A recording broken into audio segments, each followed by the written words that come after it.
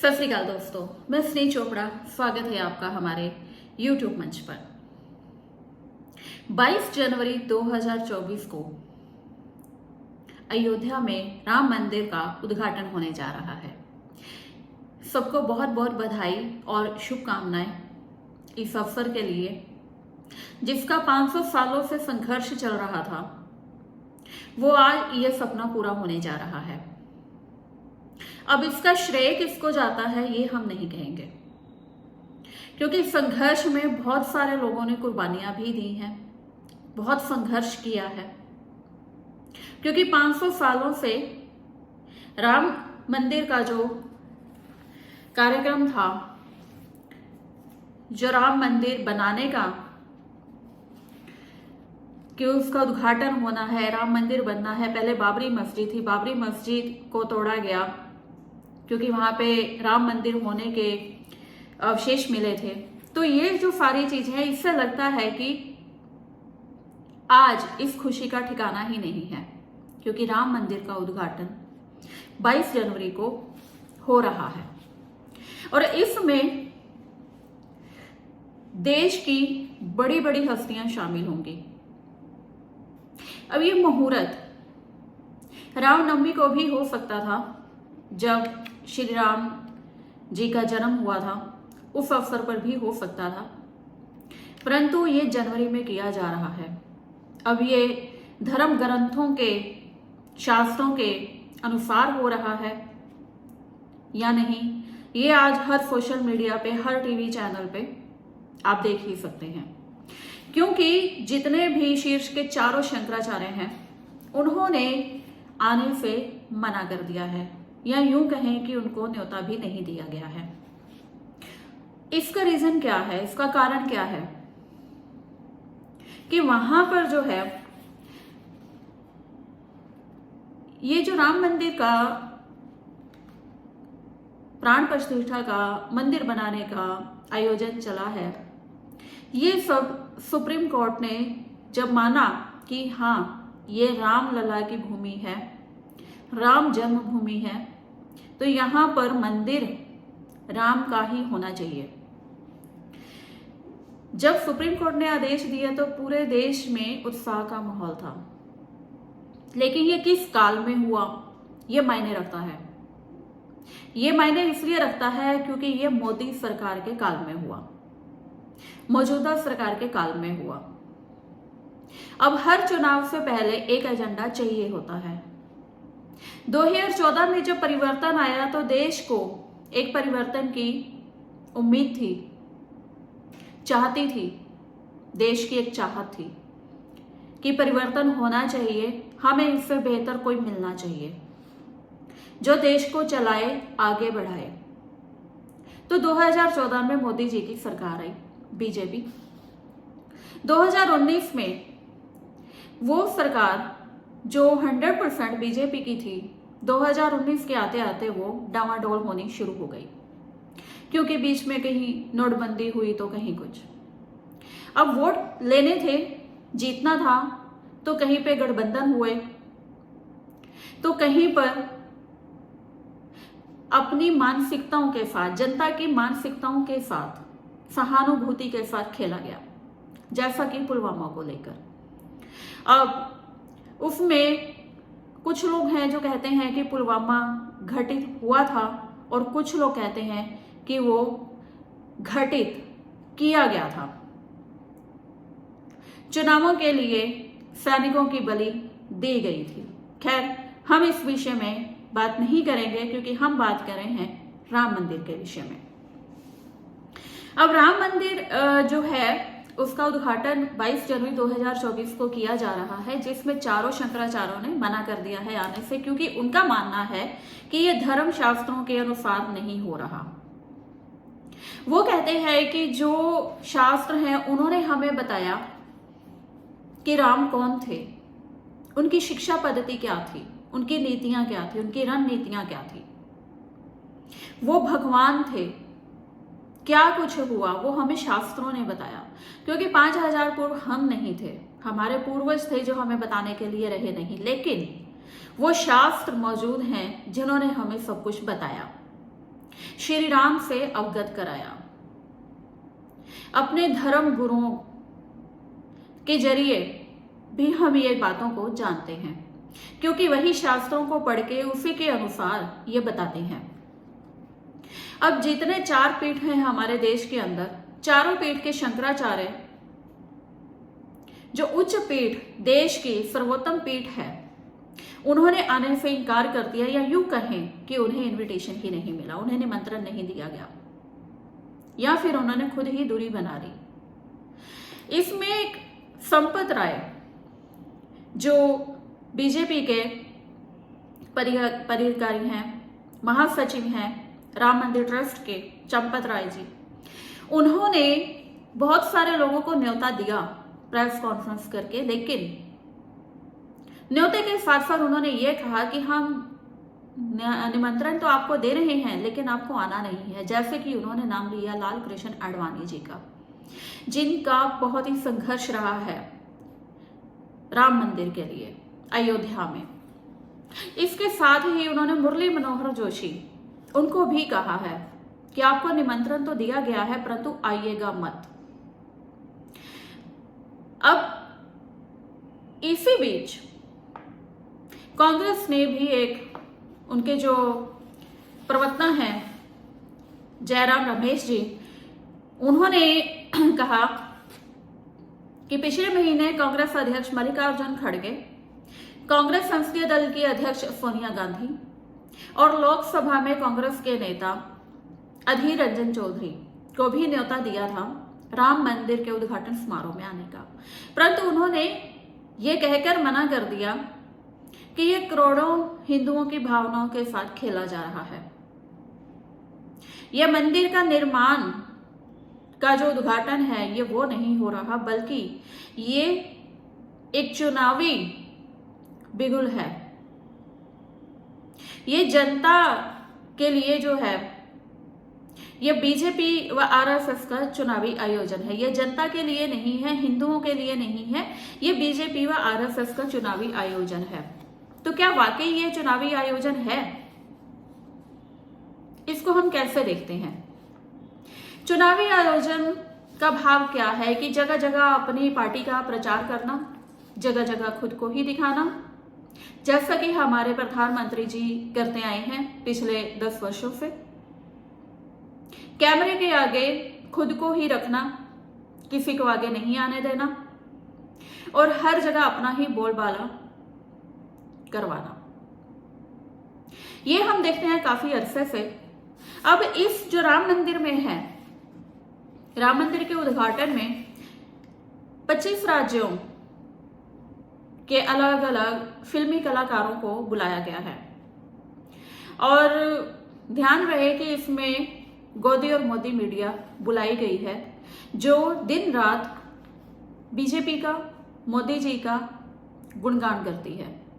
इसमें ऐसा कोई भी पत्रकार शामिल नहीं है जो इस आवाज को, जनता की आवाज को बीजेपी के समक्ष उठाता है या मोदी जी के समक्ष उठाता है। ऐसे किसी भी पत्रकार को, ऐसे किसी भी इंसान को न्योता नहीं दिया गया। अब इसमें मुख्य अतिथि कौन है?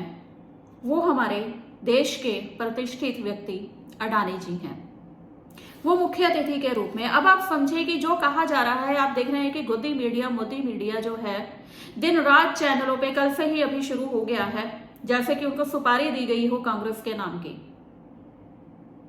कि रामलला को इनकार किया, राम ने वहां पर जो है न्योता दिया सोनिया गांधी को, मल्लिकार्जुन खड़गे को, विपक्ष को, तो उन्होंने रामलला को ना बोला, उनका इनकार किया, उनका तिरस्कार किया।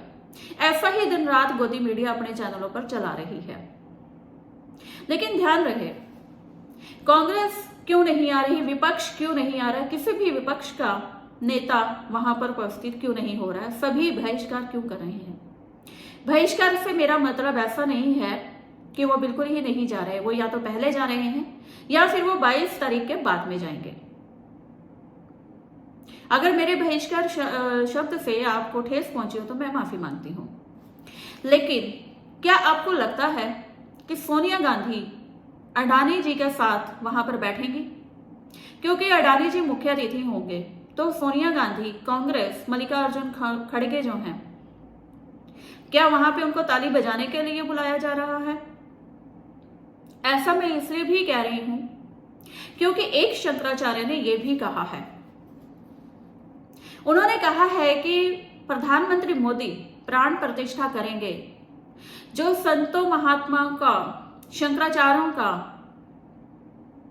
काम है, उनका हक है, जो ब्राह्मणों का हक है, जो प्राण प्रतिष्ठा करते हैं। और यहां पर जो है प्राण प्रतिष्ठा, जो मूर्ति को हाथ लगाएंगे, प्राण प्रतिष्ठा करेंगे, वो प्रधानमंत्री मोदी करेंगे। तो क्या शंकराचार्य वहां पे खड़े होकर ताली बजाएंगे? ऐसा उनका कहना है। इसलिए वहां पर शंकराचार्य, कोई भी जो चारों शंकराचार्य हैं, वो नहीं जा रहे हैं। तो क्या गोदी और मोदी मीडिया शंकराचार्यों के विरुद्ध भी कुछ बात करेगी, जैसा कि वो कांग्रेस की सुपारी लेकर कर रही है? अब सभी पार्टियों ने दूरी बना ली है, वो जाएंगे, लेकिन कभी कभी बाद में कभी भी जाएंगे। अब वहां पर क्या राष्ट्रपति द्रौपदी मुर्मू को भी बुलाया जा रहा है? अगर उनको निमंत्रण दिया जा रहा है या दिया जा चुका है, तो क्या उनको आने के लिए वहां पर प्रेरित किया जाएगा या आने से रोक दिया जाएगा? या उनको भी कहा जाएगा कि आपको न्योता तो दिया है, परंतु आप आइएगा मत, आपको आने की जरूरत नहीं है, क्योंकि वो एक दलित महिला है। हमारी राष्ट्रपति दलित महिला राष्ट्रपति हैं। जैसा कि हमने देखा था कि पार्लियामेंट जो हमारी नई बनाई गई थी, मोदी जी ने नई बनाई थी, उस पार्लियामेंट में उनके हवन यज्ञ में हमारी राष्ट्रपति, उपराष्ट्रपति, किसी को भी वहां पर निमंत्रण नहीं था, किसी को भी वहां पे नहीं आने दिया गया। हालांकि उद्घाटन जब हुआ तब भी उनको नहीं आने दिया गया, तो उनको वहां से परे रखा। तो अब जब वहां पर राम मंदिर जहां पर देश के जो एक पुरानी जो प्रचलित था पहले कि जो बड़े बड़े ब्राह्मण होते थे, अपने आप को कहते थे कि मंदिर में कौन आएगा और कौन नहीं आएगा, इसका विस्तार करते थे, इसका जो है वो एजेंडा बनाते थे कि उच्च जाति के ही लोग आने चाहिए, नीची जाति का कोई नहीं आना चाहिए, मंदिर में कोई आ नहीं सकता। ये आज भी हमारे देश में कहीं कहीं किसी गांव में ऐसा भेदभाव आज भी है। लेकिन क्या यही भेदभाव हमारी राजनीति में भी हो रहा है? जहां पर कोई हवन यज्ञ या किसी मंदिर की बात आती है तो हमारी राष्ट्रपति को दूर बैठा दिया जाता है, उनको आने का न्योता तक नहीं दिया जाता, या फिर न्योता देने के बाद कहा जाता है कि आपने आना नहीं है। क्या ये 100 करोड़ जो कहे जाते हैं हिंदुओं की भावनाओं के साथ खिलवाड़ नहीं है? क्योंकि जब शंकराचार्य जी ने कहा कि अधूरा मंदिर क्यों इतना जो उद्घाटन किया जा रहा है चुनावी माहौल में, वो अधूरे मंदिर का क्यों किया जा रहा है? इतनी जल्दी क्या है? इलेक्शन आने वाले हैं क्या, इसलिए? शायद। लेकिन यह सोचने का विषय है, क्या हिंदुओं के साथ कोई भी खेल सकता है? उनकी भावनाओं के साथ कोई भी खेल सकता है? अधूरे मंदिर में, जब हम घर में भी कोई मंदिर बनाते हैं, हम घर बनाते हैं, घर के अंदर मंदिर बनाते हैं, तो कहते हैं कि अधूरा अगर है, जब तक ये संपूर्ण नहीं हो जाता, यहाँ पे भगवान की मूर्ति को नहीं रखा जा सकता, उसको प्राण प्रतिष्ठा नहीं की जा सकती। तो देश में, अयोध्या में, जहां राम जन्मभूमि कही जाती है, वहां पर श्री राम का मंदिर जो इतना भव्य बना जा रहा है, वो अधूरा भी है, पूरा बना नहीं है। तो उसके लिए इतनी जल्दबाजी क्यों?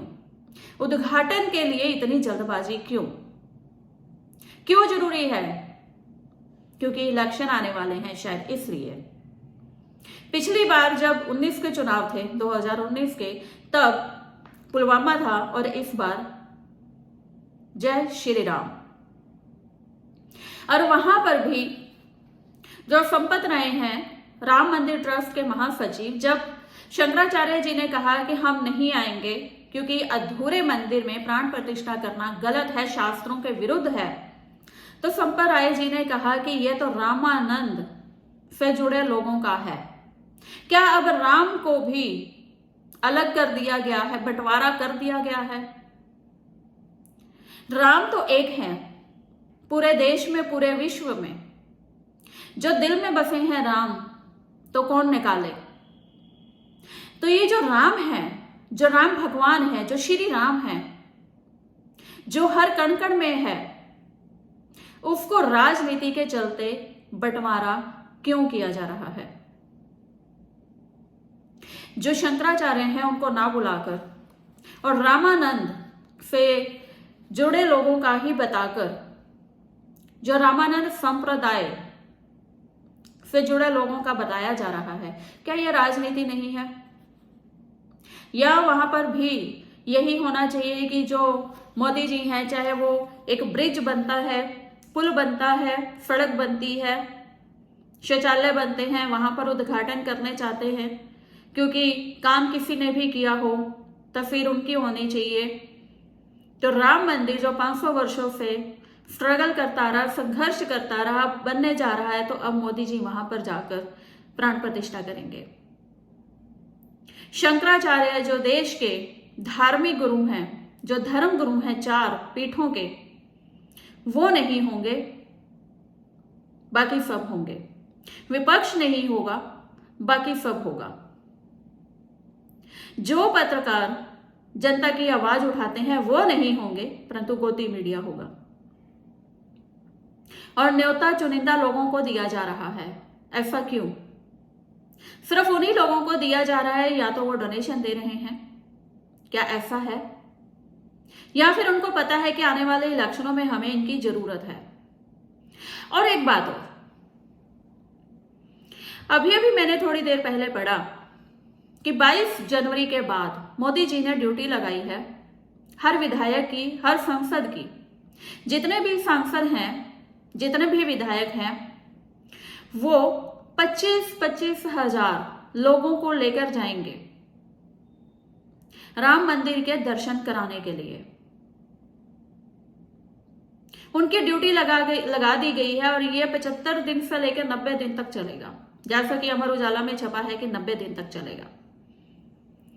90 दिन यानी कि इलेक्शन होने हैं, अप्रैल मई में इलेक्शन हो जाएंगे, तो तब तक यह एजेंडा चलता रहेगा ताकि लोग राम भक्ति में रहें, अच्छा बुरा सच झूठ का पता ना चले, आंखों पे पर्दा रहे और वो सिर्फ भक्ति करते हुए जाएं, भक्ति करते हुए आए।